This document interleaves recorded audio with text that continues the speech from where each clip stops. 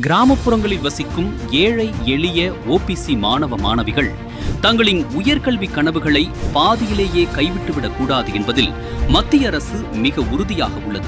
இதற்காகவே கல்வி நிறுவனங்களுக்கு அருகிலேயே பாதுகாப்பான மற்றும் நவீன வசதிகளுடன் கூடிய தங்கும் விடுதிகளை PMSSV திட்டத்தின் கீழ் நாடு முழுவதும் உருவாக்கி வருகிறது.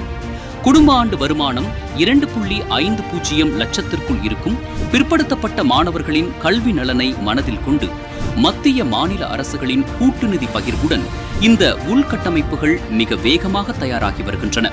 குறிப்பாக பெண் கல்வியை ஊக்குவிக்கும் வகையில் மாணவியர் விடுதிகளுக்கு 90% நிதியையும் மாணவர் விடுதிகளுக்கு 60% நிதியையும் மத்திய அரசே நேரடியாக வழங்குகிறது.